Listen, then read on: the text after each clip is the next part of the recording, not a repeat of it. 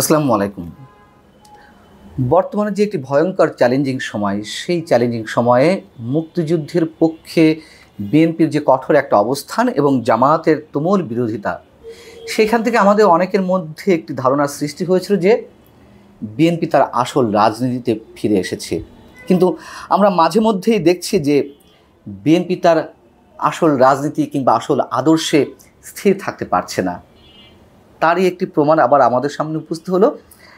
সেটি হচ্ছে নতুন বাংলাদেশ গঠনের সুযোগ নিচ্ছে ইসলামিক কট্টরপন্থীরা।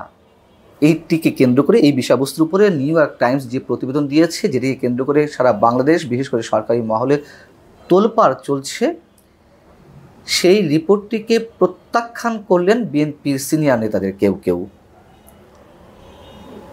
আমাদের নিশ্চয় মনে পড়ে যে 2001 সালে বিএনপি জামাত জোট সরকার গঠনের পরে সারা দেশে যে জঙ্গিবাদের উত্থান ঘটেছিল, তখন জামায়াতের তৎকালীন আমির, তৎকালীন সরকারের অন্যতম মন্ত্রী, কৃষিমন্ত্রী মতিউর রহমান নিজামী গণমাধ্যমকে সাক্ষাৎকারের সময় বলছিলেন যে দেশে কোনো জঙ্গিবাদ নেই, এগুলো সব মিডিয়ার সৃষ্টি। তো বিএনপির সিনিয়র নেতা রুহুল কবির রিজভী নিউ ইয়র্ক টাইমসের এই রিপোর্টটিকেও প্রত্যাখ্যান করেছেন, বলেছেন যে টাকা খরচের মাধ্যমে বিশেষ কোনো গোষ্ঠী তাদেরকে টাকা দিয়ে এই রিপোর্টটি করিয়েছে, বা আওয়ামী লীগ এই রিপোর্টটি করিয়েছে। অর্থাৎ এটিও এক ধরনের মিডিয়ার সৃষ্টি বা সৃষ্টি করা হচ্ছে দেশে জঙ্গিবাদের কথা যেগুলো বলা হচ্ছে। এবং একই সঙ্গে এটুকু বলে রাখতে চাই প্রথমে যে রুহুল কবির রিজভী শুধু মিডিয়ার সৃষ্টি বাংলাদেশি জঙ্গিবাদ বা উগ্র মৌলবাদী গোষ্ঠীর উত্থান এই কথাই কেবল বলতে চাননি, তিনি তার নিজের বিরোধিতা করেছেন, নিজের বক্তব্যেরও বিরোধিতা করেছেন। সব বিরোধিতায় তিনি কথাবার্তা বলেছেন। কেমন সেটি বলছি।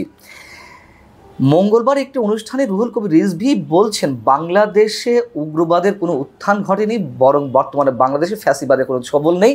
মানুষ নির্বিঘ্নে ধর্ম পালন করছে, কথা বলতে পারছে, নির্ভয়ে ঈদ পালন করতে পারছে।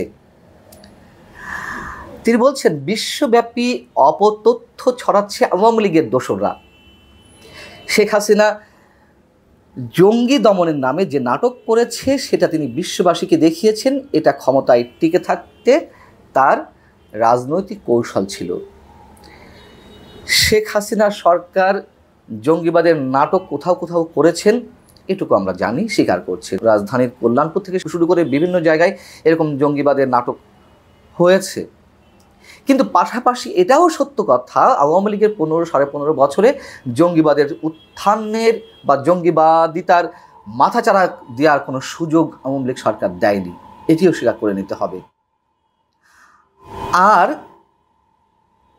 জঙ্গিবাদের সঙ্গে মৌলবাদের উত্থানের সঙ্গে ঈদের কি সম্পর্ক, ঈদের নামাজ আদায়, ঈদ পালন করা নির্বিঘ্নে, এটির সঙ্গে মিলিয়ে তিনি কি বলতে চেয়েছেন আমরা জানি না। তো যেটি বলছিলাম, তিনি তার নিজের বিরোধিতাও করেছেন। কীরকম? সেটি হচ্ছে যে সারা দেশে নারীদের হেনস্থ করা নিয়ে এবং নিষিদ্ধ ঘোষিত জঙ্গি সংগঠন হিজবুত তাহরির যে কর্মসূচি মার্চ ফর খিলাফত, এই কর্মসূচিকে কেন্দ্র করে আন্তর্জাতিক গণমাধ্যম ডয়েচে ভেলে একটি রিপোর্ট করেছিল এবং সেই রিপোর্টে বেশ কয়েকজনের মন্তব্য নিয়েছিল, তার মধ্যে একজন ছিলেন রুহুল কবির রিজভী। সেই রিপোর্টে কি ছিল, তিনি কি বলেছেন? তিনি বলছেন যে এসব ঘটনায় উগ্রবাদী মৌলবাদী গোষ্ঠীর মদদ থাকতে পারে। দেশের অগ্রগতি ও উন্নয়নের পথে যেন জঙ্গিবাদ মাথাচাড়া দিয়ে উঠতে না পারে। নিষিদ্ধ সংগঠন কিভাবে, হিজবুত তাহরির উদ্দেশ্যে বলছেন, নিষিদ্ধ একটা সংগঠন কিভাবে মিছিল করে তা সরকারকে গুরুত্বের সাথে দেখতে হবে। ক্যাম্পাসে মেয়েদের পোশাক নিয়ে উগ্রবাদী গোষ্ঠী কাজ করছে। আর কিছু বলার আছে? তিনি নিজেই বলছেন যে উগ্রবাদী গোষ্ঠী কাজ করছে এবং সেটাই তো বলার চেষ্টা করছে নিউ ইয়র্ক টাইমস। এবং তারা বলছে যে ভয়ঙ্করভাবে তাদের উত্থান না ঘটলেও উত্থানের সুযোগ তৈরি হয়েছে। তাহলে তিনি তার নিজের কথা বিরোধিতা করলেন। শুধু রুহুল কবির রিজভী নন, বিএনপির অন্যান্য আরও অনেক নেতা তারা উগ্রবাদিতা নিয়ে কথা বলছেন সাম্প্রতিক সময়ে। যেমন গত 23শে মার্চ একটি অনুষ্ঠানে বিএনপি চেয়ারপারসন উপদেষ্টা এবং সুপ্রিম কোর্ট আইনজীবী সমিতির সভাপতি মাহবুব উদ্দিন খোকন যে কথা বলেছেন তা হচ্ছে, জামায়াতে ইসলামী সহ অন্যান্য মৌলবাদী দলের বিষয়ে সতর্ক থাকতে হবে। আমরা 15 বছর ধরে আন্দোলন করেছি মৌলবাদীদের হাতে ক্ষমতা তুলে দেওয়ার জন্য নয়। অর্থাৎ মৌলবাদী বা উগ্রবাদী গোষ্ঠীর কিছু কার্যক্রম নিশ্চয়ই বিএনপি চোখে ধরা পড়েছে, যার কারণে তারা এই কথাগুলো বলছেন। মতিউর রহমান নিজামী যে বলেছিলেন যে জঙ্গিবাদ মিডিয়ার সৃষ্টি বাংলাদেশে, এই কথা বলার বিপরীতে কী ধরনের কার্যক্রম ঘটেছে আমরা জানি না সারা দেশে। তখন দেশের বিভিন্ন স্থানে সিনেমা হলে বোমা হামলা, গির্জাতে বোমা হামলা, ছায়ানটে বর্ষবরণ অনুষ্ঠানে বোমা হামলা, সারা দেশের 63টি জেলায় 17ই আগস্ট 2005-এর 17ই আগস্ট, যে সম্ভবত 2005 নাকি 2004, যাই হোক, সারা দেশে একযোগে যে বোমা হামলা, ভয়ঙ্করভাবে তাদের অস্তিত্বে জানান দেওয়ার চেষ্টা, আদালত প্রাঙ্গণে বোমা হামলা করে বিচারকদের হত্যা, এইসব জঙ্গি কার্যক্রমকে আমরা দেখেছি। এবং এই সময় এসেও যা কিছু ঘটছে তার তো একটা প্রারম্ভিক অবস্থা, নিশ্চয়ই ভয়ঙ্করভাবে জঙ্গিবাদের উত্থান বা প্রকাশটা এই মুহূর্তে আমাদের চোখে পড়েনি। কিন্তু আইএসের কালো পতাকা নিয়ে যেখানে সেখানে মিছিল বা অন্যান্য আরও অনেক বিষয়, সেগুলোকে কীভাবে অস্বীকার করবেন আমাদের রুহুল কবির রিজভী সাহেবরা, যে এগুলো মৌলবাদী বা উগ্রবাদী গোষ্ঠীর কাজ নয়?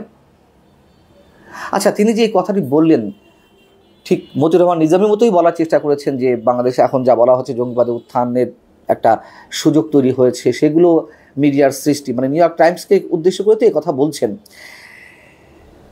বাস্তবতা যদি মৌলবাদী গোষ্ঠীর উত্থানে একটি সুযোগ হয়ে থাকে, যদি তারা সেটি বিশ্বাস করে থাকেন, তাহলে এটি উড়িয়ে দেওয়ার কারণটি কি?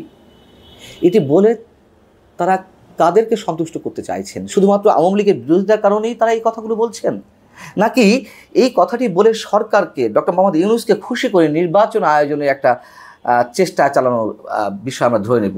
এগুলো বলে কি নির্বাচন আদায় করা যাবে? এবং এটিও তো বাস্তবতা, যত দ্রুত সম্ভব নির্বাচনের মাধ্যমে গণতান্ত্রিক সরকার না এলে দেশের জঙ্গিবাদ চরমপন্থা ভয়ঙ্করভাবে মাথাচাড়া দিয়ে উঠবে। এটি কি রুহুল কবির রিজভী সাহেবরা বুঝতে পারছেন না? এবং সবশেষে এটুকু বলতে চাই, রুহুল কবির রিজভীরা আবার যা বলেন মাঝে মধ্যে, সেখান থেকে আবার কিঞ্চিৎ সরে আসেন। কেমন বলে ওঠেন যখন ঊর্ধ্বতন কারোর খবরদারির শিকার হন, তখন বলেন যে এই বক্তব্য দলের না, এটি আমার নিজের। যেমন ভারতীয় পণ্য বর্জনের ক্ষেত্রে তিনি তার নিজের গায়ের শাল আগুনে ছুঁড়ে পুড়িয়ে ফেলেছিলেন, ব্যাপক প্রতিক্রিয়া সৃষ্টি হয়েছিল। ভারতের পক্ষ থেকে কঠোর কড়া প্রতিক্রিয়া এলো। তার পরবর্তীতে আবার তিনি বললেন এটা বিএনপির সাংগঠনিক কোনো সিদ্ধান্ত নয় বা বক্তব্য নয়, এটি আমার নিজের প্রতিক্রিয়া। এখন তিনি নিউ ইয়র্ক টাইমসের এই বক্তব্যটি বা প্রতিবেদনটি প্রত্যাখ্যানের মাধ্যমে যেটি তুলে ধরার চেষ্টা করলেন, আবার আমরা না শুনি দুদিনের মাথায় যে এটি বিএনপির কোনো দলীয় বক্তব্য নয়, এটি আমার নিজের বক্তব্য। যেটি হোক, বিএনপির একটি দলীয় বক্তব্য প্রয়োজন এই ক্ষেত্রে, এবং বিএনপির শীর্ষ নেতা তারেক রহমানও নিশ্চয়ই আমরা একটা স্টেটমেন্ট আশা করতে পারি। তবে সব কুল রক্ষা করতে গিয়ে কোনো কুলেই থাকা বোধহয় কারো পক্ষেই সম্ভব নয়, মাঝ নদীতেই ডুবে মরতে হয়। এটা খুবই সহজ একটি কথা। আল্লাহ হাফিজ, ভালো থাকুন।